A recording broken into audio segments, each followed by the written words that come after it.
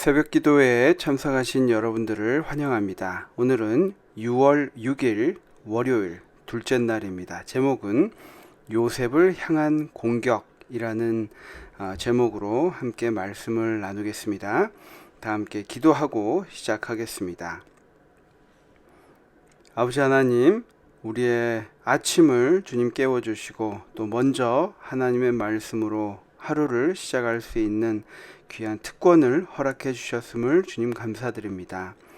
우리의 삶 속에 이 성경 말씀을 통하여 다시 한번 반추할 수 있도록 도와주시고 또 이 말씀을 통하여 우리의 삶이 조금씩 변해갈 수 있는 귀한 하나님의 자녀들 될 수 있도록 인도해 주시옵기를 예수님의 이름으로 간절히 기도합니다. 아멘.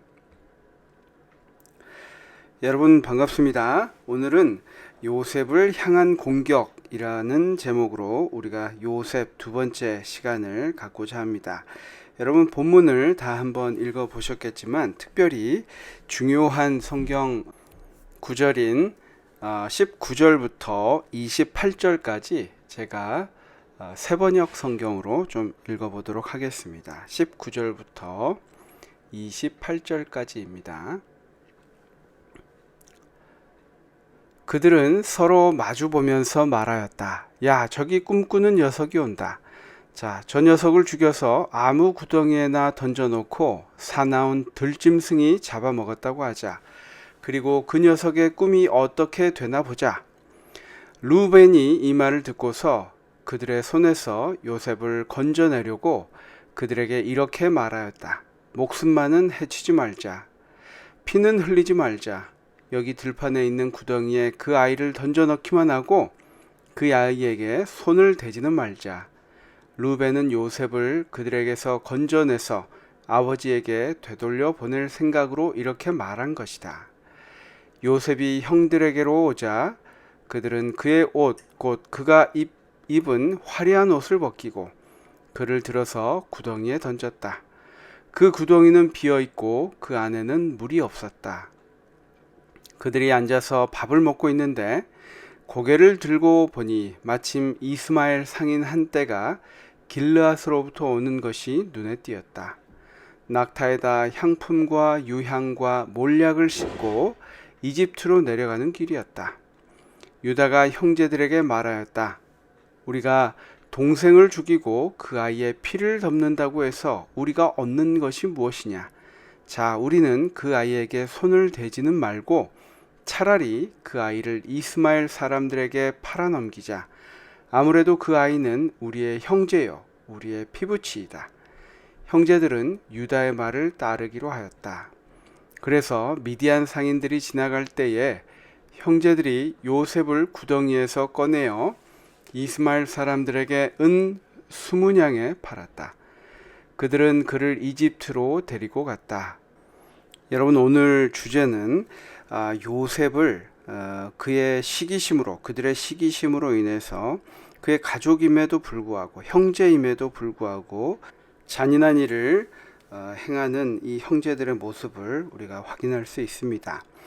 교과에서 나와 있는 것처럼 우리의 마음속에 미움이 결코 우리의 가족이라고 또 한 집에 살고 있다고 해서 그것을 피해가지 않는다는 것을 이야기하고 있습니다. 언젠가는 분명히 문제를 일으키게 마련이다 라고 이야기를 하고 있는데요. 우리가 방금 읽은 말씀처럼 회개하지 않는 마음이 얼마나 위험하고 악할 수 있는지, 그리고 그것이 우리로 하여금 얼마나 끔찍한 일을 저지르게 할 수 있는지에 대해 무엇을 가르쳐 주는가 라고 질문하고 있습니다. 여러분, 우리가 하나님을 믿고 또 하나님께서 명령하신 대로 그것을 따르고 살려고 한다 할지라도 우리 마음속에 숨겨져 있는 또 남을 시기하거나 미워하는 마음으로 끊임없이 우리 마음속을 괴롭히는 일들이 우리 모두에게 있을 것입니다. 그 미움이 결국에는 어떤 해를 끼치는 결과로 나오게 되었다, 드러나게 되었다라는 것을 지금 이야기하고 있는 것인데요. 여기 교과에 나와 있는 표현을 한번 보도록 하겠습니다. 152페이지 중간 부분인데요. 여기에 표현된 증오가 얼마나 심각한 것이었는지 상상조차 하기 어렵다. 심지어 한 집에 살던 식구였는데 말이다. 이 젊은이들이 어떻게 그런 잔인한 일을 저질렀단 말인가. 이 사건이 그들의 아버지에게 어떤 영향을 미칠 것인지 잠깐이라도 생각하지 않았단 말인가. 요셉을 편애했던 아버지를 향한 어떤 분노를 가지고 있었던지 간에 아버지의 자녀 중 한 명에게 이런 일을 저지른 것은 정말로 비열한 짓이었다. 이는 인간이 얼마나 악해질 수 있는지를 보여주는 강력한 증거가 아니겠는가. 여러분, 우리 그 사회 심리학에서도 여기에 대해서 이야기를 하고 있는데, 우리가 잘 알고 있듯이 아돌프 아히만에 대해서 여러분 들어보셨을 것입니다. 사실 이 사람은 친위대 상급 돌격대 지도자, 그리고 홀로코스트 실무 책임자였습니다. 나치 당에서 학살 행각을 벌였는데, 그가 주장한 것이 바로 우리는 공무원이며 국가를 위한 행위일 뿐이다.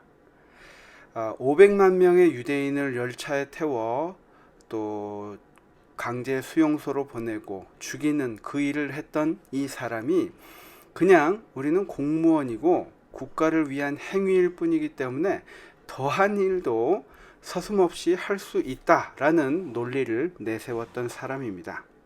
그래서 여기 나와 있는 요셉의 형제들만 악한 사람이라고 볼 것이 아니라 우리도 그러한 상황과 그러한 지위를 갖게 될 때 어쩌면 그것보다 더한 일도, 더 악한 일도 서슴없이 행할 수 있는 그런 죄된 하나의 인간이라는 것을 우리가 좀 기억할 필요가 있는 것 같습니다. 영감의 교훈의 말씀에 보면, 하지만 그 상황을 하나님께서는 다른 방법으로 하나님의 뜻으로 이용하신 것을 이야기하고 있는데요. 제가 읽어보도록 하겠습니다. 요셉의 형제들은 그를 살해하려고 계획했으나 결국 그를 저희보다 높은 자리를 얻지 못하도록 노예로 팔기로 협의하였다. 그들은 동생의 꿈 때문에 다시는 문제가 생기지 않고 또한 그 꿈이 성취될 가능성이 없는 곳에 보낸 줄로 생각했다. 그러나 동생이 형들을 주관하지 못하도록 하기 위해서 저지른 바로 그 일을 하나님께서는 오히려 그 동생이 형들을 주관하도록 하는 방법이 되게 하셨다. 살아남은 이들 말씀입니다. 여러분, 하나님께서는 그 형들의 미움과 또 그 계획들을 완전히 역이용하셔서 하나님께서 요셉에게 주신 그 꿈이 온전히 이루어지는 그 시작점이 되도록 하셨습니다. 우리가 이 사건들을 보면, 이 상황들을 보면, 그리고 인물들을 보면 모두 다 마찬가지 죄인인 것을 알 수 있습니다. 이 형들도 그렇고 또 형들 중에 루벤 같은 사람은 동생을 구하려고 노력은 마음속으로 하였지만 행동에 소극적으로 나왔기 때문에 결국은 그것을 방치한 것이 되었고, 또 유다는 피는 묻히지 말자 하면서 팔아 넘기는 것을 볼 수 있습니다. 야곱은 어떻습니까? 야곱은 어떻게 보면 이 시기와 다툼, 분쟁의 원인 제공자였습니다. 그도 온전치 않고 그의 허점들을 통하여, 약점들을 통하여 가족의 분란을 가져오게 된 근원이 되었습니다. 또 요셉은 어떻습니까? 그의 마음속에 의도치 않았다 할지라도 형들의 잘못을 아버지에게 일러 바침으로 그가 당한 일들의 원인을 제공한 면도 없지 않습니다. 하지만 하나님께서는 그 모든 잘못된 또 부족한 약점투성인 인간들의 삶 속에 개입하셔서 하나님의 섭리를 펴나가시는 장면을 우리가 볼 수 있습니다. 여기 기도에도 있는 것처럼 인간의 질투와 증오가 얼마나 악한 일을 저지를 수 있는지 다시 한번 생각해 보게 됩니다. 오늘 이 시간 저의 마음속에 있는 악한 것들을 하나님 앞에 내려놓습니다. 하나님의 능력으로 깨끗하게 해주시고 정한 마음을 창조해 주시옵소서. 우리의 기도가 바로 이 기도가 되어야 될 것입니다. 우리는 우리 마음속에 있는 작은 시기와 질투를 제대로 컨트롤하고 하나님께 매일매일 내어놓지 않음으로 인해서 큰 잘못된 결과를 가져올 수 있다는 것을 우리가 명심해야 될 것입니다. 153페이지에 적용해 보면은 자신이 그렇게 하리라고 감히 상상치도 못할 일을 저지르게 되기 전에 성품의 결함을 고치기 위해 하나님의 능력을 구하는 것이 중요한 이유는 무엇입니까? 라고 질문하고 있습니다. 여러분, 오늘의 주제는 우리 삶에서 흔히 겪는 그러한 일입니다. 우리의 작은 결함들, 성품의 결함들이 또 오해들이 어떻게 우리의 삶을 의도치 않은 방향으로 이끌어 갈 수 있는지에 대해서 이야기하고 있습니다. 한 책에 나와 있는 우리 실상에서 쉽게 겪는 그런 오해와 미움과 시기에 대해서 다룬 책이 있는데 제가 잠깐 좀 읽어드리겠습니다. 내가 50세 무렵에 한 번은 졸업한 제자가 나에게 안부 편지를 이메일로 보내면서 말미에 오래오래 사십시오 라는 글을 남겼습니다. 제자는 건강을 비는 마음으로 그 글을 썼겠지만 나는 이런 말을 들을 만큼 내가 늙었단 말인가? 아직은 이런 말을 들을 시기가 아니지 않은가 하고 서운한 마음을 갖게 되었습니다. 서운한 마음은 차츰 미움으로 변하여 그 제자가 예의가 없다는 생각이 들기도 했습니다. 오래오래 사십시오 라는 말을 고맙게 받아들이면 아무 문제가 없는데도 나도 원치 않게 그 말이 미움의 씨가 되어버린 것입니다. 한 번은 지인의 얼굴이 밝아 반가운 마음에 오늘은 얼굴이 밝네요 라고 인사말을 건넸습니다. 그러자 지인이 정색을 하며 대꾸했습니다. 그럼 지금까지는 내 얼굴이 밝지 않았다는 말이군요. 그 순간 내 말을 오해하는 그에 대해 서운하고 미운 마음이 들었습니다. 이야기를 다른 사람에게 털어놓자 그 사람이 좋은 충고를 해주었습니다. 오늘은 얼굴이 밝네요 하지 말고 오늘도 얼굴이 밝네요 해야죠. 하지만 한번 마음이 틀어지자 그 이후로는 그 지인에게 선뜻 인사말을 잘 건네지 못하게 되었습니다. 이 이야기들은 저와 여러분이 정말 생활에서 많이 겪는 이야기들이 아닙니까? 사소한 일로도 미움이 생기고 또 그것으로 고민하고 괴로워하는 우리의 모습들을 정말 하나님 앞에 온전히 내어놓고 성령의 열매를 맺는 삶이 되도록 우리가 매일 아침 간절히 구해야 될 것입니다. 그럼 우리 다 함께 기도하고 오늘 연구를 마치도록 하겠습니다.